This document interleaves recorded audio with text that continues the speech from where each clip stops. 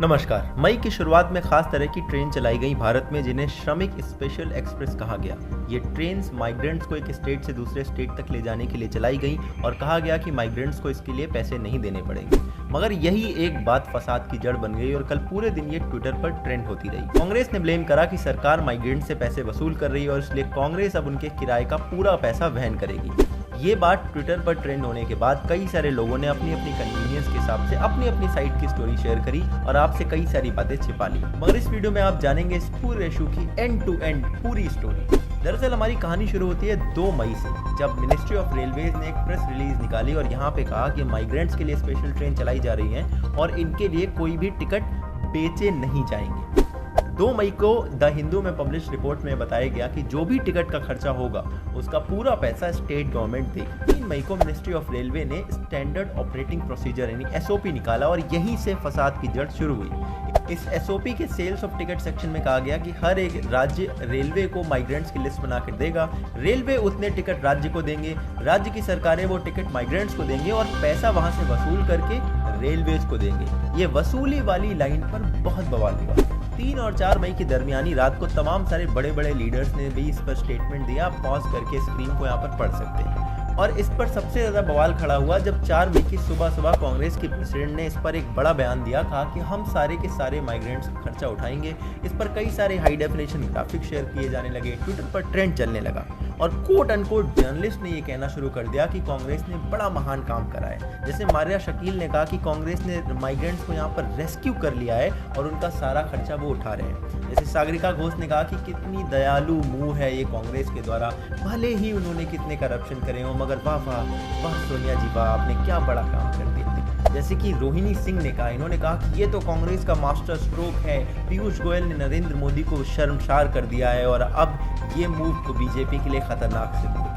ध्यान दीजिए कि ये वही कोट अनकोट जर्नलिस्ट हैं जो बाकी सारे लोगों को गोदी मीडिया और भक्त बुलाते रहते हैं परेशान। और बीजेपी के जो ब्लाइंड सपोर्टर हैं वो जब बीजेपी की मूव्स को मास्टर स्ट्रोक बताते हैं तो ये लोग उसे डर्टी पॉलिटिक्स बताते हैं और यहाँ पर वो कांग्रेस की डर्टी पॉलिटिक्स को मास्टर स्ट्रोक बोल के जस्टिफाई कर रहे हैं। दैट प्रूव्स वन पॉइंट कि ये लोग और कोई नहीं बल्कि एक ही सिक्के के 2 पहलू हैं। फिर आगे बढ़ते हैं। ये सब कुछ ट्विटर पर एक नैरेटिव की तरह ट्रेंड होने लगा तो सुब्रमण्यम स्वामी ने भी ट्वीट करा। उन्होंने कहा कि ये कितनी घटिया मूव है सेंट्रल गवर्नमेंट के द्वारा कि वो माइग्रेंट से पैसा चार्ज करने की बात कर रहे हैं। उसकी थोड़ी देर बाद उन्होंने दूसरा ट्वीट करा। उन्होंने कहा मैंने पीयूष गोयल से बात करी है और वो कोई भी पैसा नहीं चार्ज कर रहे हैं। 85% पैसा सेंट्रल गवर्नमेंट देगी और 15% स्टेट गवर्नमेंट। इस ट्वीट के बाद कई सारे कांग्रेस के अंधभक्तों ने कहा कि देखा सोनिया गांधी ने जैसे ही ट्विटर पर इस तरह की बात कही वैसे ही सेंट्रल गवर्नमेंट ने अपनी पॉलिसी चेंज कर ली।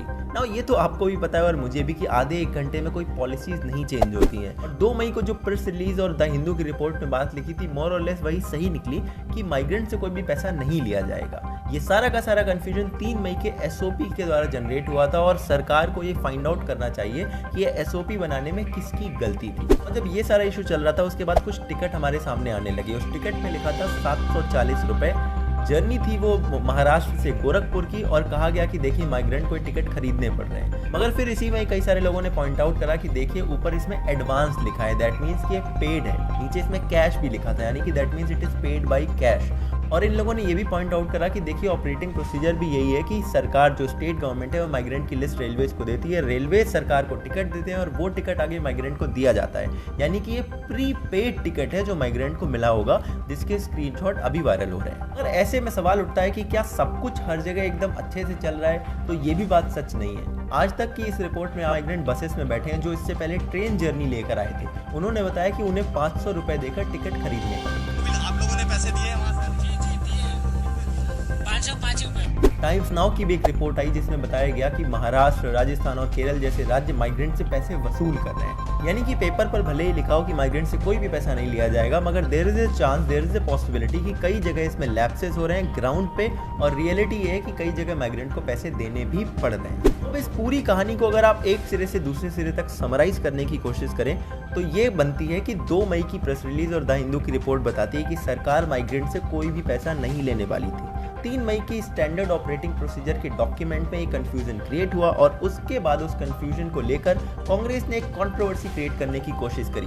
कांग्रेस ने मोर और लेस इस पूरे इशू को पॉलिटिसाइज करने की कोशिश करी, एक डर्टी पॉलिटिक्स खेलने की कोशिश करी और उसे पता था कि उन्हें कोई भी पैसा नहीं देना पड़ेगा, तो ये फ्री का एक PR कैंपेन उनके लिए हो कई सारे कोट एंड कोट जर्नलिस्ट जो बाकी दूसरे लोगों को गोदी मीडिया बुलाते हैं, उन्होंने जाने अनजाने में कांग्रेस की इस पीआर कैंपेन में पूरा साथ दिया। और कई सारी रिपोर्ट, जैसे आज तक और टाइम्स नाउ की रिपोर्ट ने हमें बताया कि भले ही पेपर पे लिखा हो कि माइग्रेंट को पैसे नहीं देने पड़ रहे हैं, कई जगह ग्राउंड पे अभी भी लैप्सेस हो रहे हैं जो सरकार को देखने चाहिए और ये इंश्योर करना चाहिए कि किसी भी माइग्रेंट को पैसे ना देने पड़े। ये तो हुई बात इस पूरे इशू की। अब बात कर लेते हैं कल के वीडियो के एक छोटे से अपडेट की।